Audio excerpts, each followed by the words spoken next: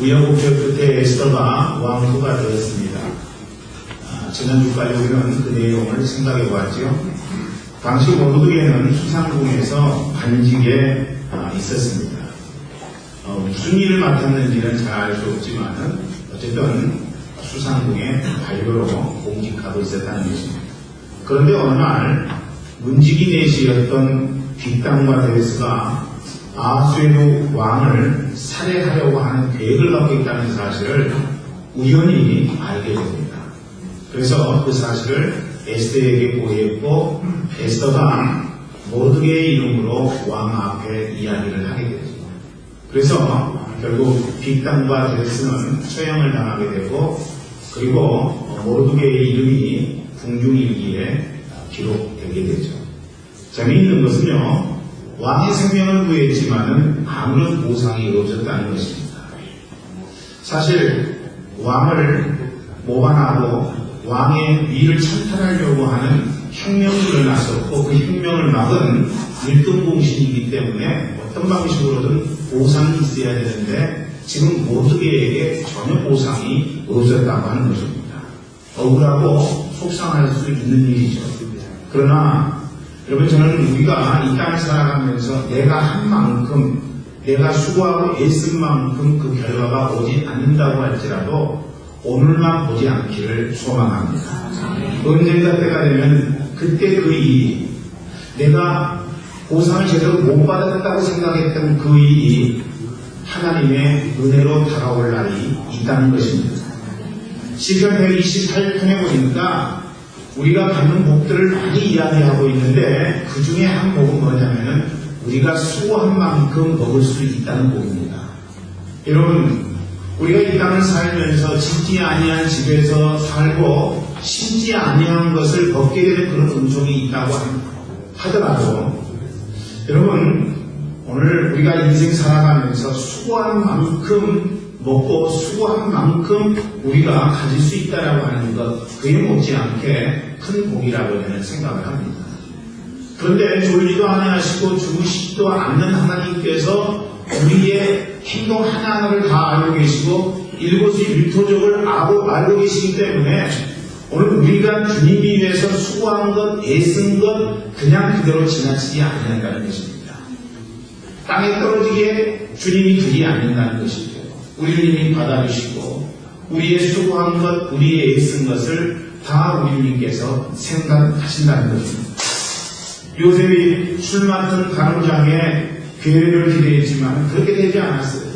꿈을 해석해주고 나서 당신이 분명 왕이 불러서 복직될 것입니다. 그랬을 때 술 맡은 가늠장이 그러면 내가 복직되는 그날 왕에게 너를 이야기해서 네가 이 감옥에 있는 것을 나오도록 해주겠다라는 그런 약속을 하지만 술 맡은 가늠장은 복직되고 나서 까마득하게 요셉에 대해서 잊어먹게 됩니다. 그때 요셉이 여러분 낙심했습니까? 낙심하지 않았어요. 감옥속에서 여전히 과거에 그랬던 것처럼 전능하신 하나님, 능력의 하나님을 소망하며 믿음으로 그곳에서 응답했더라는 이야기입니다. 여러분, 다윗은 사울에게 많이 서운했어요. 그렇죠? 그러나 서운했지만 낙심하지 않았던 모습을 우리 성경 속에서 목격하게 됩니다. 죽일 수 있는 찬스가 2번이나 있었는데 다윗이 사울에 대해서 죽이지 않습니다. 그 이유는 뭐였어요? 하나님 기름 부은 자를 내가 어찌할 수 없다는 이유 때문에 그는 죽일 수 있는 찬스에서 죽이지 아니하고 생명을 살려주게 됩니다. 그렇지만 끊임없이 사울은 다윗을 죽이기 위해서 노력하게 되죠. 여러분, 그런 모습을 보면서 서운한 감정이 들 수 있지만은 하나님 앞에 맡기고 다윗은 그런 감정을 극복하게 됩니다. 하나님과 교회를 위해서 우리가 뭔가 했다고 생각할 때 그때 조심하시기를 원합니다. 그때 조심하셔야 돼요. 알아주지 아니하면 괜히 서운한 감정이 드는 거죠. 목사님이 알아주지 아니하면 서운한 감정이 들어요. 형제자매들이 알아주지 아니하면 마음속에 안타까운 마음이 드는 거예요. 그러니까 여러분, 우리가 뭔가를 했다고 할 때 겸손해져야 되고 낮아져야 된다고 하는 것입니다. 여러분, 당시에는 은혜가 들어오지 않아서 섭섭할 수 있어요. 그러나 우리가 알아야 될 것은 뭐냐면요, 우리의 하나님 앞에, 교회 앞에 헌신하고 또 사람들을 위해서 섬기고 수고한 그것은 내신 성적이 된다고 하는 것입니다. 할렐루야. 내신 성적. 지금 당장 필요하지 않아요. 학생들이 공부할 때 내신 성적 지금 당장 필요 없습니다. 그러나 언제 필요해요? 대학 들어갈 때 내신 성적 필요하다는 것입니다. 지금은 당장 필요하지 않지만은 대학 들어갈 때는 내신 성적이 필요한 거예요. 우리가 이 땅 위에서 주님 뜻대로 행한 모든 것은 다 하나님 생각하실 때 내신 성적으로 기록되게 되어 있다는 것입니다. 그리고 결정적일 때 하나님께서 우리에게 은혜를 부어 주시는 것입니다. 하나님의 때, 그때에 하나님은 우리의 인생 가운데 있어야 될 것들을 있게 하시고 그리고 놀라운 은혜로서 함께해 주신다는 것입니다. 승리대로 하는 거예요. 아멘. 그러니까 오늘 우리는 이 땅을 살아가면서 내가 수고했던 수고하지 않았던 하나님의 승리대로 되는 것이므로 하나님 앞에 응답하며 사는 그런 삶이 요구된다고 하는 것입니다. 우리가 한 가지 알아야 될 지금 뭐냐면요, 우리가 주님 앞에 마땅히 할 바를 하지 못했음에도 불구하고 그 이상 넘치는 사랑과 그리고 능력을 공급받았다고 하는 것입니다. 우리는 여러분이나 나나 다 죽을 자들이고 심판받을 자들이라고 하는 거죠. 그런데 여러분과 제가 심판받을 자리에 있지 아니하고 지옥에 있지 아니하는 이유는 무엇 때문에 그래요? 우리가 한 것 이상으로 우리를 사랑해 주시고 우리를 붙들어 주시고 심지어는 독생자 예수 그리스도를 이 땅에 보내셔서 그를 믿음으로 말미암아 의롭다고 칭해 주신 하나님의 사랑 때문이 아니겠는가. 내가 한 만큼 누가 대우해 주지 아니하면 서운하고 그리고 내가 하지 않았는데 내 한 것 이상의 은혜를 받게 되면 그것은 당연한 것이라고 생각한다면 그것은 문제가 있는 것입니다. 그래서 우리의 삶의 각오, 우리의 삶의 구조는 무엇이 되어야 되냐면은 내가 열심히 했던, 열심히 하지 않았던 다 하나님의 섭리대로 내가 이끌어지고 하나님의 섭리를 따라서 우리에게 은총을 주신다는 사실을 우리가 한순간도 잊어서는 안 된다는 것입니다. 그런 믿음을 갖고 하나님의 섭리, 이제 세 번째 시간으로 들어가 보십시다. 수상궁에는 하만이라고 하는 자가 있었습니다. 성경은 그를 소개하면서 아합 사람 함다다의 아들이라고 이야기합니다. 그 하만이 넘버 2가 되었습니다.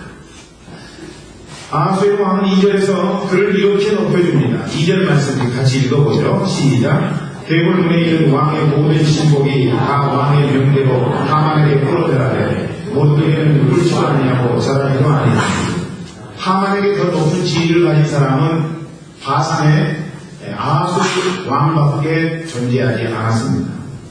더욱이 왕이 명령을 내려서 모든 신복이 하만에게 무릎 꿇고 절하라고 그렇게 이야기를 합니다. 그럼에도 모르게는 그런 명령 앞에 응답하지 않습니다. 하만에게 절하지 않냐죠. 모르게는 왜 그렇게 응답했을까?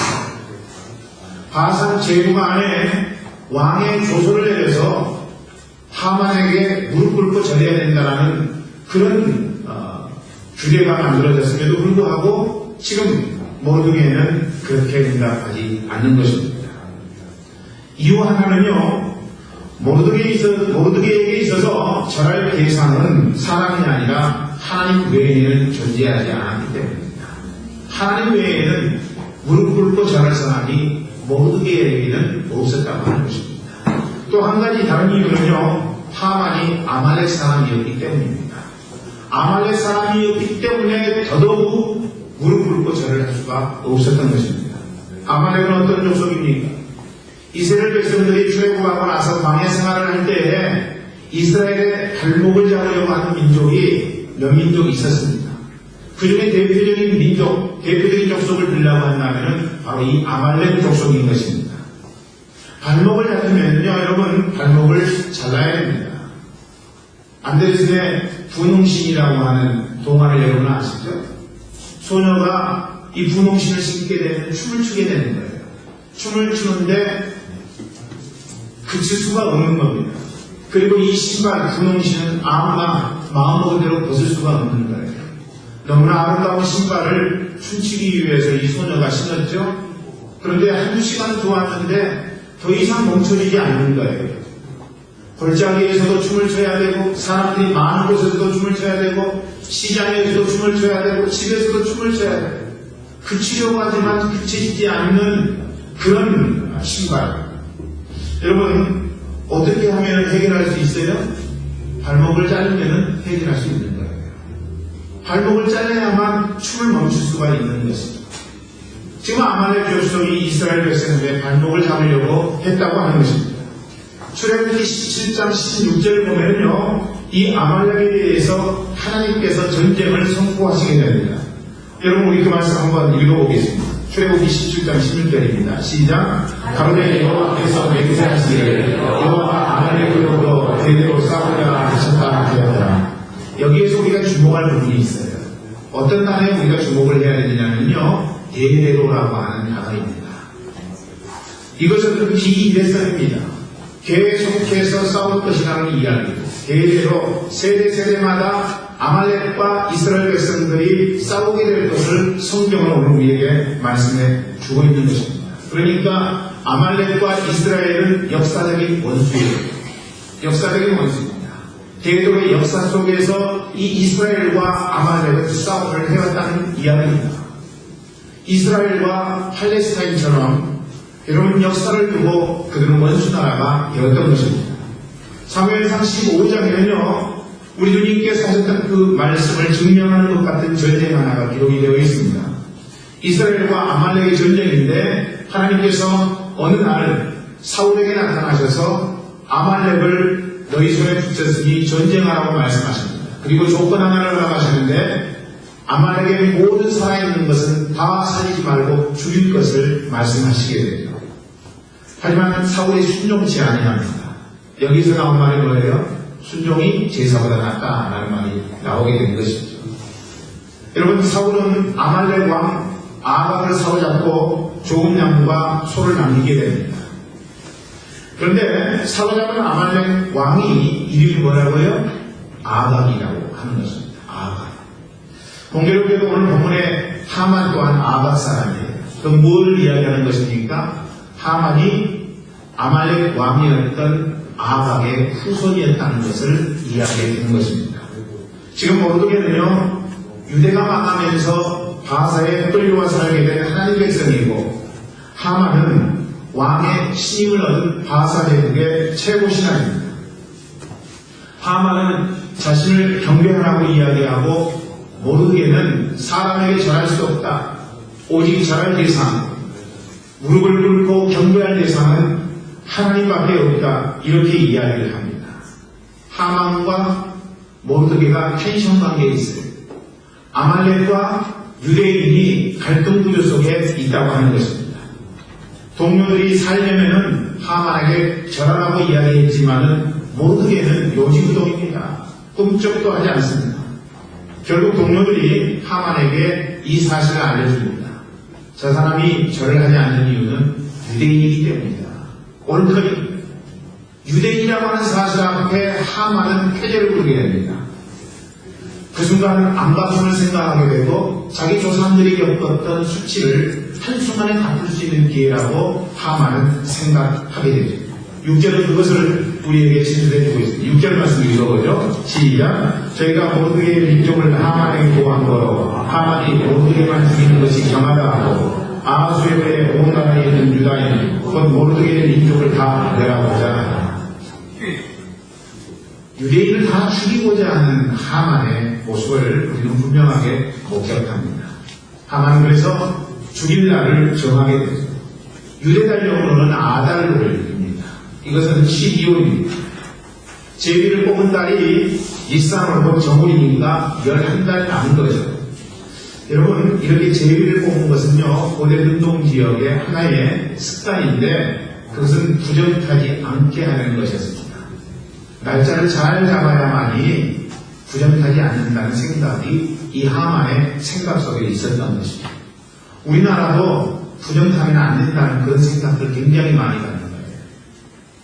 고대 근동 지역이지만 유럽하고 가까운 지역이지만은 사실은 아시아로 분류되었던 그 지역이라서 우리 한국도 그런 범주에 많이 드는 거죠. 비슷한 부분이 있다는 것입니다.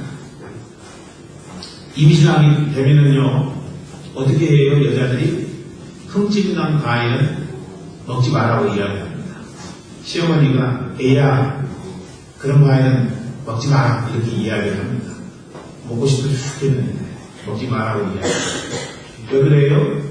흠집난 과일을 먹게 되면 흠이 있는 애를 낳는다는 거죠. 그래서 흠집난 과일은 못 먹게 됐어요.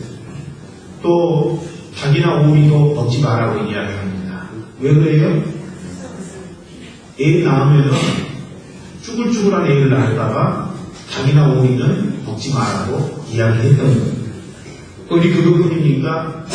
임신한 그런 사람에게는 모서리나 마루턱에 앉으면 안 된다고 이야기를 했습니다. 부정타자는 거예요. 또 산모가 있는 집에서는요, 아궁이를 붙이면 안 됐어요. 왜 그래요? 아궁이를 붙이면 원청이가 나오게 되는 거죠. 이게 코하고 입하고 다 연결이 창거하고 연결이 되기 때문에 아궁이는 그런 것을 상징한다는 것이죠. 또 이제 애를 낳게 되면 아들을 낳으면은 고추하고 또 한지하고 수하고 이렇게 전라도에서는 산액비라고 했어요. 색비줄에다가 이렇게 넣어가지고 표시를 하죠. 그 뭘 의미하는 거예요? 들어오지 말라는 거예요. 애 낳았으니까 부정 타서 들어오지 말라고 하는 것입니다. 딸을 낳으면 고추를 빼고 한지와 숯을 올려놓게 되죠. 방문을 금지한 사람들이 있었어요. 이렇게 이제 애를 낳게 되면은 결코 방문하면 안 되는 사람들. 또 어떤 사람들이냐면요, 대장수 방문하면 안 됐습니다. 또 어떤 사람은 방문하면 안 됐냐면요, 피를 만진 사람. 그거는 유대나 우리 한국이나 마찬가지였던 것 같아요. 피를 만지면은요, 피를 보게 되면은 그 부정하다고 이렇게 정죄했던 거예요. 그래서 피를 만진 사람, 피를 흘린 사람은 아이 낳는 곳에 들어갈 수 없도록 만듭니다. 또 어떤 사람이 들어갈 수 없어요? 장사하는 사람은 들어갈 수 없었다는 것입니다.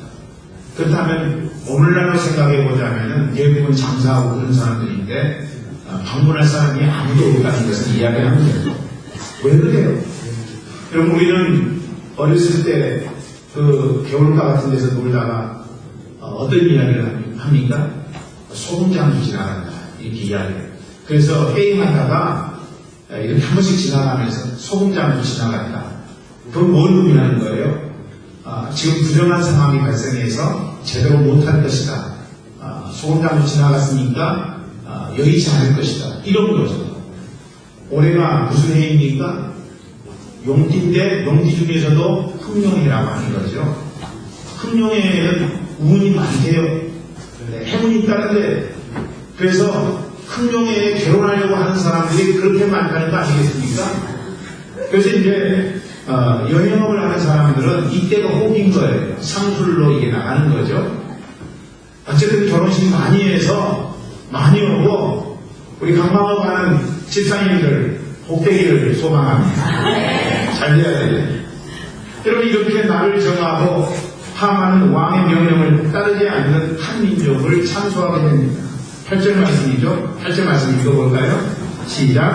하만이 아하스 왕에게 말하되 한민족이 왕이나 각도 백성 중에 흩어져 가는데 그 법률이 왕보다 달라서 왕의 법률을 지키지 아니하니 용납하는 것이 왕에게 무익하니. 용납하는 것이 왕이시여 무익합니다. 그러니까 이거 열받을 일 아닙니까? 처치하옵소서. 이런 이야기를 지금 하만이 하고 있는 겁니다. 하만은 친일했어요. 법을 지키지 않은 민족을 밝히지 아니하고 뭉뚱거려서 이야기를 합니다. 만약에 유대인이 그렇게 절을 하지 않았다고 이야기를 하면은 왕이 에스더에게 달려갈 것이고, 당신 민족이 절을 하지 않는데 왜 내 명령을 어기는 거요? 라고 이야기를 할 때 에스더가 지혜롭게 이야기할 것이 분명합니다. 뭐라고 이야기할까요? 왕의 명령을 어기려고 하는 것이 아니라 만왕의 왕이요 만주의 되신 하나님 앞에만 우리 민족은 절하는 습관이 있습니다. 그래서 사람에게는 결코 절을 하지 않습니다. 왕의 명령을 어기려고 하는 것이 아니라 우리 민족의 풍습이기 때문에 왕이시여 용서하옵소서 이렇게 이야기하면은 왕이 그냥 넘어갈 것 같으니까 지금 하만은 유대민족이 절을 하지 않는다는 이야기를 하지 아니하고 자복하게 되는 거죠. 여러분 사실 아하수에로 왕은요 감정적으로 굉장히 다혈질인 사람이었습니다. 그렇기 때문에 우리가 말씀드렸다시피 자기 아내를 폐위할 때에도 감정에 급격하게 분노가 치밀어 오게 되니까 생각할 틈도 없이 자기의 아내를 폐위시켰던 그런 아하수에로 왕 아닙니까?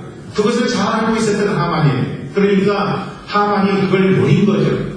왕의 연약한 부분, 왕의 단점, 그것이 뭔가 생각해보니까 왕은 까닭없는 분노를 잘 내는 사람. 그래서 감정을 이렇게 자극하면은 생각할 것을 제대로 생각하지 못하고 먼저 행동부터 하는 사람. 여러분 그래서 지금 하만이 그런 방식으로 왕의 감정을 고조시키게 된다는 것입니다. 한 걸음 더 나아가 하만은 왕에게 뇌물까지 바치게 됩니다. 9절 말씀 읽어봅니다. 시작. 왕이 옳게 여기시거든 조서를 내려 저희를 진멸하소서. 내가 은 1만 달란트를 왕이 을 맡은 자의 손에 붙여 왕의 부고에 드리리이다. 은 1만 달란트에서 요즘 무게로 이야기하자면 340톤이에요. 여러분 은이 340톤이면요 그건 엄청난 것입니다. 바사제국 1년 동안 세금을 거둬들이는데 그 세금의 전체 양이 은 1만 5천 달란트였어요.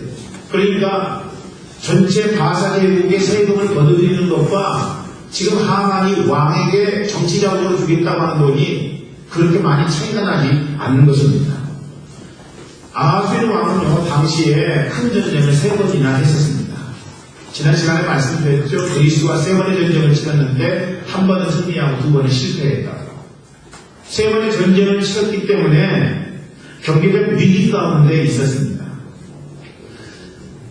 여러분 큰 돈의 확보는요 정치적인 입지를 위해서 굉장히 긍정적인 거예요.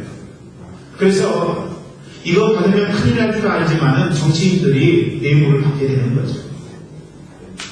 여러분 리더십은요 쩐입니다. 쩐이 리더십이에요. 돈을 풀지 않으면 리더십이 안 생기는 거예요.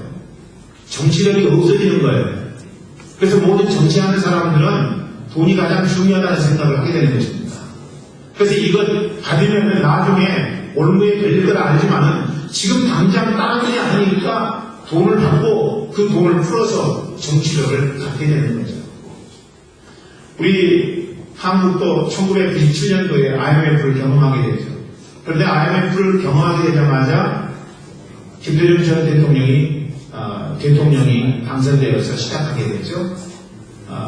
차관을 친구 나라로부터 많이 끌어들여왔어요. 그런 정치력이 있잖아요.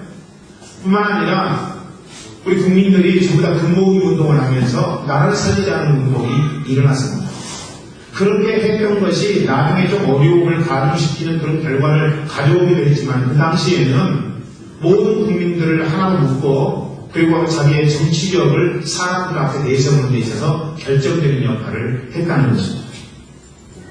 왕이 지금 그 말을 듣자 더 이상 이유도 듣지 아니하고 자기 반지를 빼어주면서 모든 일을 하만에게 맡겨버리고 맙니다. 10절 11절이 그 내용이에요. 읽어보죠. 시작. 왕이 반지를 손에서 빼어 유다인의 대적 곧 아각 사람 하므다다의 아들 하만에게 주며 이르되 그 은을 내게 주고 그 백성도 그리하노니 너는 소견에 좋을 대로 행하라 하더라. 하나님 백성을 진멸하려고 하는 하만의 계획가 일사천리로 진행되고 있습니다. 만약 하만의 계획대로 지금 바사에 거주하고 있었던 유대인 70만 명이 손에 붙여진다면 여러분 이것은 하만에게 있어서는 굉장한 일이 될 것입니다. 과거로부터 유대인들은 돈이 많기로 소문난 민족입니다. 그렇기 때문에 이 유대인들의 곳곳을 찾아보면 재물이 있다는 사실을 하만이 모를 리가 없었을 것입니다. 그러니까 70만 명의 유대인들을 죽이면은 그들이 갖고 있었던 재산은 누구 것이 되는 거예요? 하만 것이 되는 거예요. 은 1만 달란트, 이거 금방 회복할 수 있는 부분이라고 하는 것입니다. 그렇기 때문에 하만의 입장에서 보면은요, 바둑에서 쓰는 말로 꽃놀이패예요. 꽃놀이패 여러분 아십니까? 왜냐면은요, 꽃놀이패라고 하는 거는 통역하기 굉장히 힘들 것 같은데, 내가 그 일을 하게 되면은 나는 아무리 손해가 없는 거예요. 그리고 이 일을 행하게 되면 상대에게 치명타를 줄 수 있는 것, 내게는 손해가 되지 않냐고 이 성공하기만 하면 상대방에게는 치명타를 주는 것, 이게 바로 꽃놀이패라고 하는 것입니다.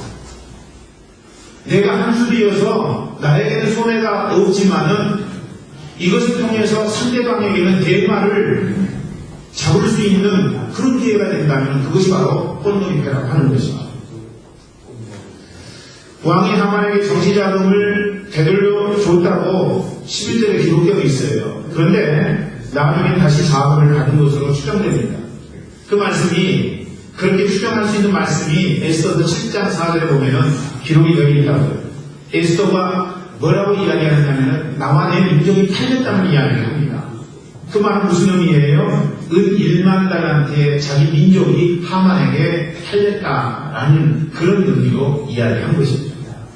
우리는 아말렉 대 유대인, 하만 대 모르드게와의 대결 구도를 통해서 마치 세상과 교회, 그리스도인 대 비그리스도인, 그리고 마귀 대 하나님의 대결을 보는 것 같은 느낌을 갖습니다. 에스더 보면은요, 하나님이라고 하는 단어가 하나도 나오지 않아요. 그래서 이제 에스더서가 구약 39권 정경 속에 포함될 때 이것 때문에 좀 문제가 되었어요. 하나님이라고 하는 단어가 나오지 않습니다. 여러분 중에 에스더서를 읽으면서 하나님이라고 하는 단어를 발견하신다면 저에게 이야기해 주세요. 제가 100만 원 드리겠습니다. 나오지 않아요. 안 나오니까 100만 원 드린다고 하는 거죠. 자신이. 아도나이라고 하는 단어가 전혀 성경 속에 기록되지 않았다는 것입니다. 그러면 저도 이 에스더서가 성경 39권 구약 정경 속에 포함된 이유는 뭐냐면은 하만과 모르드게라고 하는 사람을 등장시켜서 하나님과 사단의 싸움, 교회와 세상의 싸움, 하나님 백성과 하나님 백성이 아닌 자들의 싸움을 구체적으로 상징적으로 보여주고 있기 때문이라고 하는 것입니다. 그러므로 우리는 아말렉 사람 하만의 공격을 보면서 이 땅을 살아가는 그리스도인에게 사단과 세상이 분명 다음과 같은 방식으로 다가온다는 사실을 주지하지 않으면 안 된다고 하는 것입니다. 그리고 그런 전술, 전략에 휩쓸리지 아니하도록 우리가 깨어 기도하는 자가 되어야 된다는 것을 성경은 우리에게 말씀해 주기를 원하고 있는 것입니다.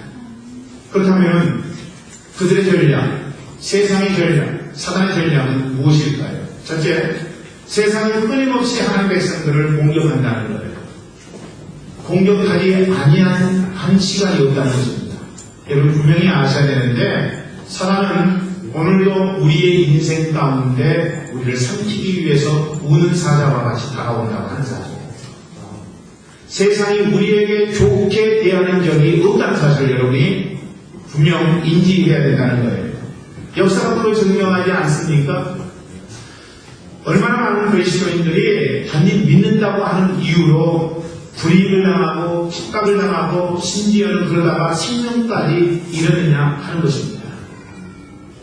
히브리서 11장을 보면은 톡으로 핍을 당하고 그리고 매 맞아서 죽고 여러분 사람들에게 죽음을 당한 일들을 얼마나 많이 기록하고 있습니까? 그 이유가 뭐예요? 예수 믿는다는 이유 하나만으로, 하나님 믿는 백성이라고 하는 이유 하나만으로 믿음의 선진들은 다 그렇게 고통을 당하고 어려움을 당하고 환난을 당했다고 하는 것입니다. 그래서 히브리서 11장의 말하는 은근히 우리 귀에 쟁쟁하게 들리는 것 같습니다. 그러므로 여러분 분명히 아셔야 돼요. 세상이 좋아하는 교회, 세상이 좋아하는 복음은 없습니다. 분명하게 여러분이 인식하셔야 돼요. 오늘날 우리가 열린 예배라고 이야기하고 교회 문턱을 사람들에게 낮추자라고 이야기하지만은 사실은 세상은 교회를 좋아할 리 없고 세상은 복음을 좋아할 리가 없다는 사실을 먼저 여러분이 아셔야 된다는 것입니다. 빛과 소금이 되어야 된다고 성경이 이야기하고 있지만은 빛과 소금이 되는 것은 세상이 원하는 기준에 교회가 응답하고 하나님 백성들이 응답해서 되어지는 것이 아니라는 거예요. 빛과 소금이 되는 것은 살아계신 하나님의 말씀, 선명한 복음의 근거에서 우리가 응답할 때에 그때 빛과 소금이 되는 것이지, 세상 사람들이 요구하는 것에 우리가 응답한다고 해서 빛과 소금이 되는 것은 결코 아니라고 하는 사실입니다. 그렇기 때문에 하나님의 기준에 의해서 우리가 응답해야 된다는 것입니다. 그 뭐예요, 여러분? 타협이 아니라 거룩함인 거예요. 타협하면서 여러분 교회의 물떡을 낮춘다고 생각하면 그건 큰 오산이에요. 과거부터 지금까지 그렇게 해서 교회가 하나님의 교회답게 되는 적이 없었다는 것입니다. 끊임없이 세상은 하나님의 교회를 핍박하고 하나님의 교회에 대해서 이야기하고 부정적으로 말하고 파괴적으로 그렇게 해왔던 것이 사실이라고 하죠. 그러니까 오늘 교회가 예수 믿는 그리스도인이 이 땅 위에서 빛과 소금의 역할을 감당하려면 어떻게 해야 되느냐? 주님의 살아있는 말씀대로 응답하고 거룩함을 지키는 것, 이것이 우리에게 필요한 일이라고 하는 것입니다. 둘째로는요, 세상은, 사단은 너무나도 지혜롭다는 것입니다. 지혜롭게 다가온다는 거예요. 여러분, 거짓말을 얼마나 잘하는지 모릅니다. 세상은 그런 거예요. 세상을 본받아서 오늘 그리스도인들도 거짓말하는 사람들이 있을 수 있지만은 우리 생각해봐야 돼요. 우리 그리스도인들과 교회가 세상의 지혜를 감당할 수 없어요. 속이기로 작정하고, 그리고 우리를 어렵게 만들기로 작정하고 달라드는 세상과 사단의 교회를 우리가 능히 대적할 수 없다는 것입니다. 과거에 제가 썼던 예화 하나를 다시 한번 쓰고자 하는데요. 어떤 수박 가수원 하는 분이 있었어요. 그런데 수박이 이제 잘 익었는데 밤마다 청년들이 수박밭에 들어와서 수박서리를 하게 됩니다. 그래서 이제 괘씸해서 농부가 그 수박밭에다가 편말을 하나 써놨어요. 그 편말 내용이 뭐냐면은 이 수박밭 수박 한 통에 농약이 주사되어 있음. 여러분, 그렇게 기록하니까 그 다음부터 이 수박서리 하는 사람이 사라졌다는 거예요. 한 주간 동안 정말 편했습니다. 그런데 한 주간 후에 또 하나의 편말이 세워졌습니다. 이 수박밭에 있는 수박 두 통에 농약이 주사되어 있다. 한 통은 주인이 주사했고 한 통은 우리가 주사했다. 고적배. 여러분, 그날 수박밭 주인은 망하고 말았다고 하는 것입니다. 우리가 세상을 이길 수 있는 것, 세상 사람들이 쓰는 방식으로 결코 안 돼요. 우리가 세상을 이길 수 있는 것은요, 믿음과 영성이, 할렐루야. 믿음과 영성으로 여러분이 이길 수 있다는 것이죠. 그런데 이 믿음과 영성이 위해서 우리가 할 일 두 가지가 있어요. 이거 하면은 우리가 믿음이 있어지고 우리가 영성이 있어진다는 것입니다. 그러면은 그 믿음과 영성을 통해서 세상이 교묘하게 다가오는 것들을 우리가 다 극복하고 주님 앞에 승리할 수 있는 삶이 된다고 하는 것이죠. 그게 뭐냐면요, 먼저 중심으로 하나님을 찬양하라고 하는 거예요. 우리 마음 중심으로 하나님을 찬양하라고 하는 거예요. 바울과 실라가 복음을 전하다가 감옥에 갇혔어요. 어떻게 했어요? 하나님을 찬양했습니다. 전능하신 하나님, 능력의 하나님, 우리의 생사하고 주장하시는 하나님 앞에 그들이 마음을 다하여 중심으로 찬양하게 되죠. 그때 감옥문이 열리는 놀라운 은총을 그들이 경험하게 되지 않습니까? 여러분, 바울과 실라처럼 오늘 우리는 우리의 삶의 현장 속에서 우리를 결박하는 것들을 위해서 주님 앞에 중심을 다해 찬양하는 삶이 요구된다는 것입니다. 대중문화를 통해서 얼마나 많은 것들이 우리를 결박하고 있습니까? 여러분, 그렇지 않습니까? 악한 영들이요, 대중문화를 통해서 우리의 마음을 빼앗고 우리를 미혹하고 있어요. 청소년들의 70% 이상이 꿈이 뭐냐고 이야기하면 뭐라고 대답하는지 아세요? 연예인이 되는 거라고 이야기합니다. 연예인이 되는 거라고 해요. 이런 나라가 또 있을까요? 무엇을 생각하고 사는지 모를 정도로 지금 대중 매체를 통해서 우리에게 다가오는 악한 영들의 계계가 분명히 보인다고 하는 것입니다. 인생에 꿈이 없어요. 그냥 멋지게 연예인 되어서 사람들 앞에 노래하고 사람들 앞에 춤추고 그러면 그것이 최고인 줄 아는 그 착각 속에 청소년들이 거하고 있다는 것입니다. 안타까운 현상이죠. 여러분, 한국에는요 지금 동성애가 보편화가 되고 있어요. 그 이유가 뭔지 아세요? 자꾸 드라마를 통해서 동성애, 이게 소수 성애자의 고통이고 아픔이고 그렇게 살아갈 수밖에 없는 안타까움 때문에 그런다는 것을 이야기하고 있잖아요. 그게 바로 진실을 보도하는 것입니다. 그건 아니에요.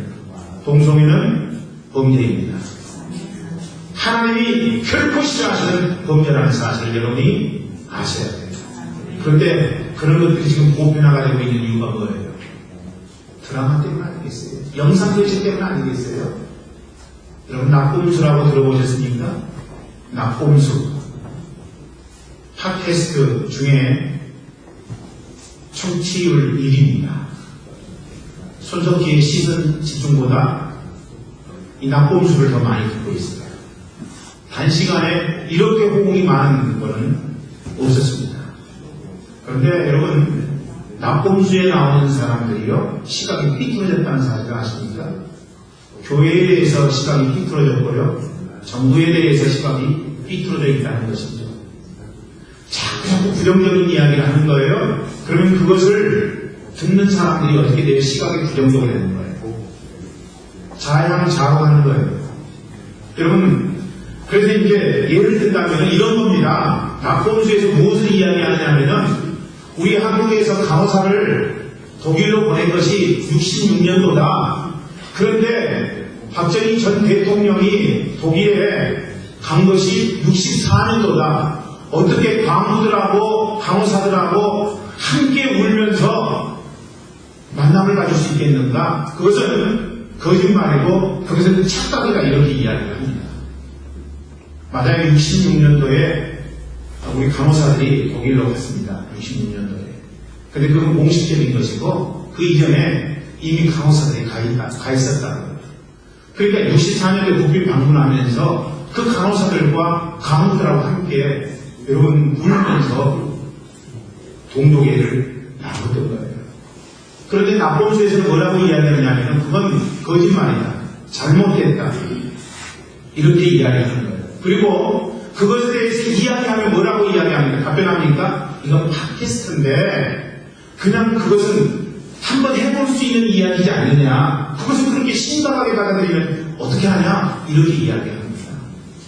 여러분, 다운로드 수가 180만인데요. 180만인데 이게 장난만으로 치부하기에는 너무나 많은 사람들이 듣고 있다는 사실 아니겠습니까? 이렇게 다 나오는 거예요. 여러분, 교회에서도요 전부 옹호적인 이야기를 하면은 그 목사는 어용 목사라고 이야기합니다. 누가 그래도 청년들이 그렇습니다. 우리 교회 청년들은 그렇지 않으리라고 생각을 합니다만은 한국의 많은 청년들이 지금 그렇게 살아가고 있다는 거예요. 정상적으로 긍정적으로 평가하고 말하면은요 의식이 없다고 이야기를 합니다.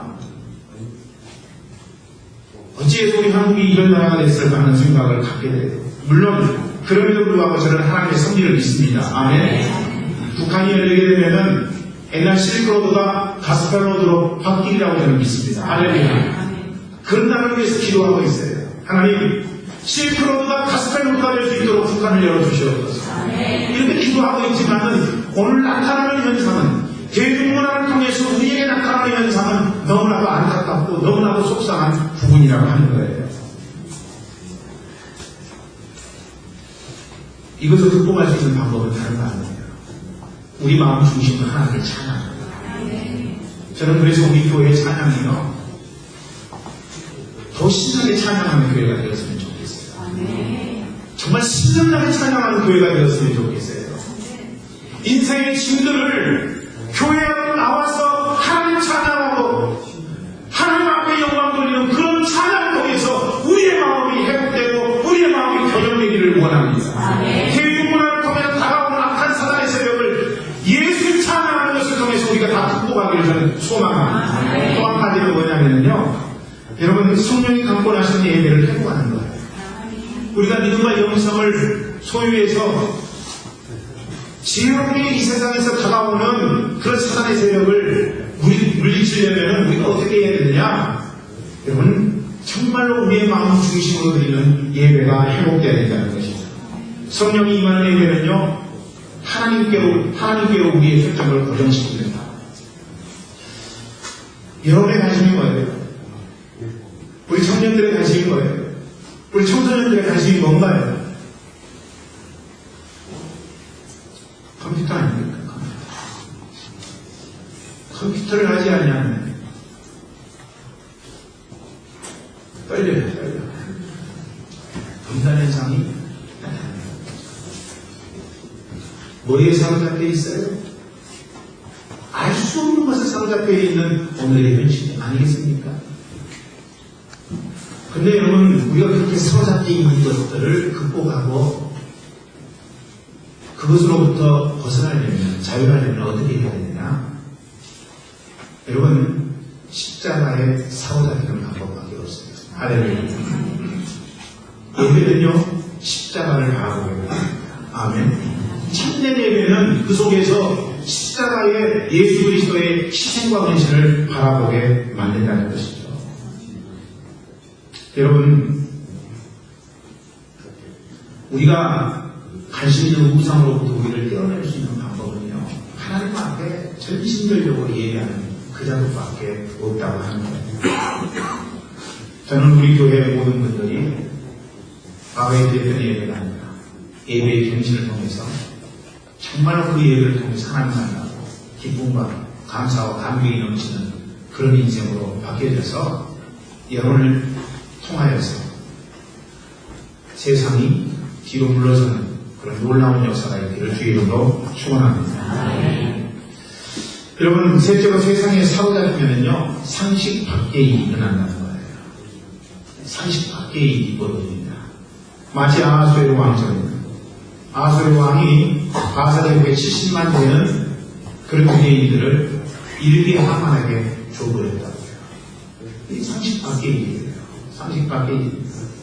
에베소서 6장 12절은요, 그래서 우리에게 이 상식 밖의 일을 하는 그룹이 뭔가를 분명히 말해주고 있죠. 읽어봅니다. 에베소 6장 12절 시작. 우리의 시험은 혈과 육에 대한 것이 아니며 정사와 권세와 이 어둠의 세상 주관자들과 하늘에 있는 악의 영들에게 대항합니다.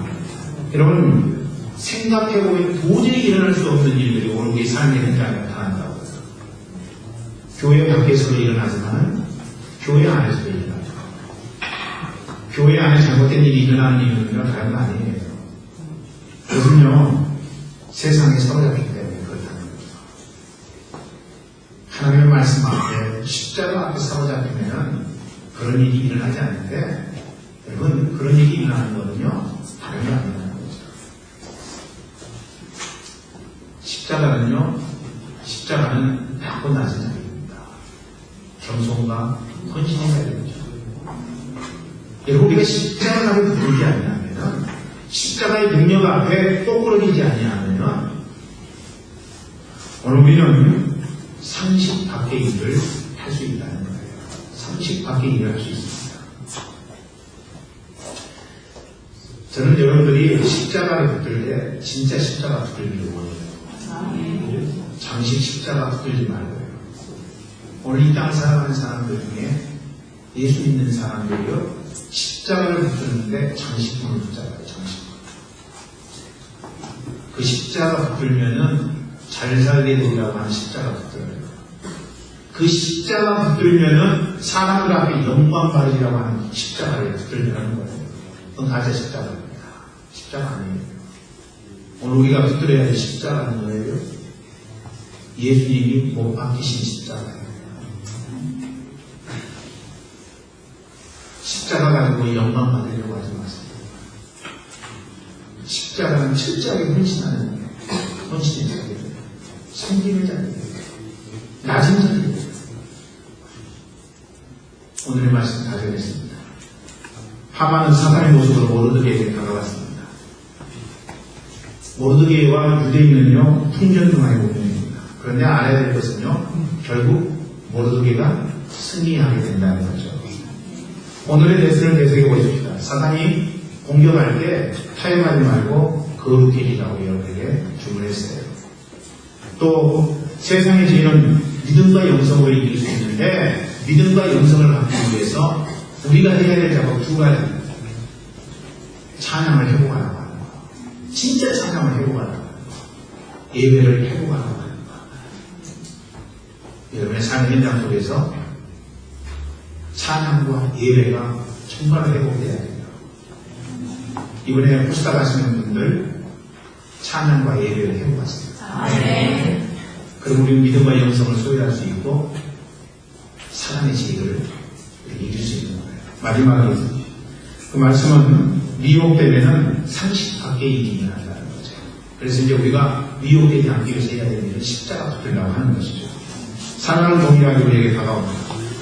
우리도 패하는 것 같은 상황이 될 수 있어요. 하지만 믿음 있는 자가 결국 승리한다는 사실입니다. 그럼 왜 그래요? 하나님의 승리하시기 때문에 그렇다는 거예요. 우리는 승리합니다. 아멘. 승리할 수 있어요. 우리 교회 모든 분들이 어떤 상황 속에서도 역전선의 기쁨을 기대하며 나아가기를 주의적으로 간절히 축원합니다. 하나님 아버지, 하예린 자매, 유진숙 자매, 우인호 형제, 조용수 형제, 윤철 집사님, 유정서 형제, 하나님 울프라 한교회에 처음 나와 예배한 신령들을 주께서 기억하시고 저들의 인생 가운데 하나님 함께 하시는 것, 하나님의 사랑과 은혜 안에 거하게 하시며 날마다 주의 영광 드러내는 일에 쓰임받을 수 있도록 하나님께서 삶을 주장해 주시고 인도해 주시고 붙들어 주시옵소서.